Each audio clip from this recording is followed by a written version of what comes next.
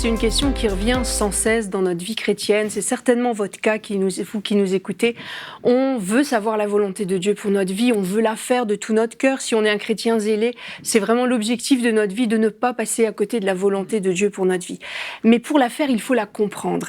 Et l'apôtre Paul, dans Éphésiens 5,17, nous dit « C'est pourquoi ne soyez pas inconsidérés, mais comprenez quelle est la volonté du Seigneur. » Et juste avant, Paul les avertit de se conduire avec circonspection. Alors avec circonspection, ça veut dire avec prudence, sans être irréfléchi, tête en l'air, étourdi. Et il donne le même genre d'avertissement aux Romains. Dans Romains 12,2, il leur dit « Ne vous conformez pas au siècle présent, mais soyez transformés par le renouvellement de l'intelligence, afin que vous discerniez quelle est la volonté de Dieu, ce qui est bon, agréable et parfait. » Alors on le voit, c'est un avertissement très clair. Dieu a une volonté pour ma vie, pour ta vie, pour votre vie, pour la vôtre qui nous écoutez, et il faut absolument que nous la comprenions. Beaucoup de gens sont complètement paralysés à l'idée de passer à côté, comme je le disais en introduction, et la volonté de Dieu, parfois, ça nous paraît quelque chose de brumeux, un concept vraiment difficile à saisir. C'est peut-être que les pasteurs qui arrivent à saisir ça, ou alors les gens hautement spirituels. Mais non, Dieu a une volonté pour votre vie, et il veut absolument vous la faire comprendre. Et c'est pas compliqué, il faut y aller pas à pas. Pour comprendre, il faut savoir. Et on ne peut pas comprendre ce dont on n'a aucune idée. Si on n'a aucune idée de ce que veut Dieu, on ne peut pas le comprendre. Et la première chose à faire pour comprendre la volonté de Dieu, c'est de lire la parole de Dieu. Parce que avant de connaître les lignes fines de la volonté de Dieu pour ma vie, il faut que je comprenne les grandes lignes. Et les grandes lignes sont données dans la parole de Dieu. Je peux les connaître en écoutant des prédications, des messages édifiants et aussi, bien sûr, chaque jour, si possible, en lisant la parole de Dieu.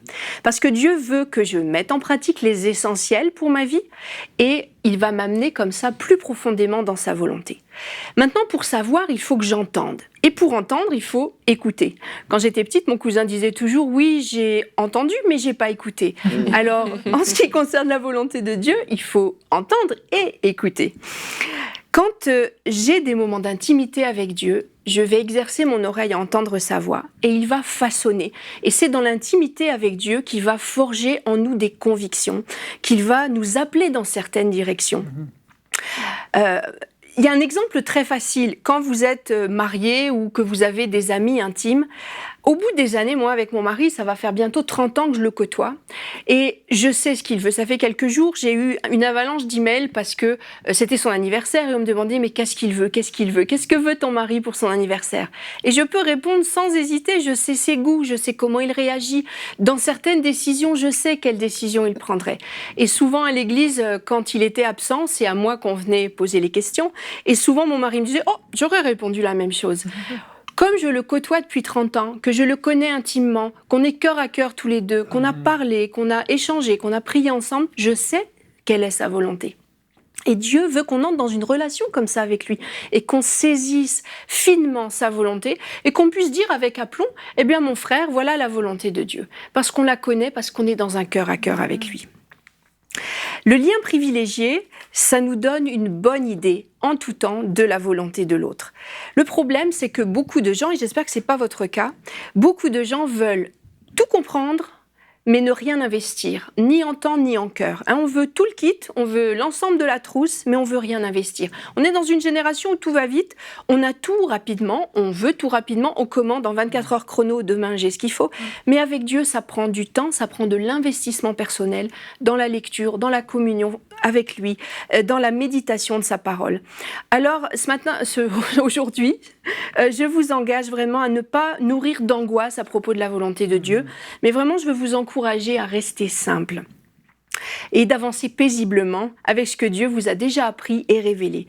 Il y a un verset qui m'a fait sourire, que j'ai lu récemment, dans Jérémie 2, 23, il dit « Regarde la vallée, reconnais ce que tu as fait, dromadaire à la course légère et vagabonde. » Ça m'a fait rire sur le coup et je me suis dit « Est-ce que parfois je ne ressemble pas à un dromadaire à la course légère et vagabonde ?» Et je pense qu'on est comme un dromadaire qui va à la tête étourdie un peu dans tous les sens quand on ne saisit pas la volonté de Dieu pour nous. Alors ne soyez pas un dromadaire à la course course légère et vagabonde qui trotte à la tête en l'air dans tous les sens. Soyez fidèles et persévérants parce que le temps précise beaucoup de choses. Lisez assidûment votre Bible avec le désir de bien comprendre parce que Dieu va se révéler dans cette lecture. Mettez en pratique ce que vous avez compris. Ça ne sert à rien de comprendre si on ne met pas en pratique. Passez du temps dans la prière, dans ce cœur à cœur avec Dieu, où Dieu va façonner vos convictions et va vous montrer la direction. Et puis, ne vous impatientez pas, parce que Dieu a un temps parfait pour toutes choses. Et si vous êtes dans l'aveuglement, sans connaître sa volonté, allez-y pas à pas, sans impatience, avec persévérance et en aimant simplement votre Dieu. Retrouvez la suite de ce programme dans l'émission Bonjour chez vous sur EMCI TV.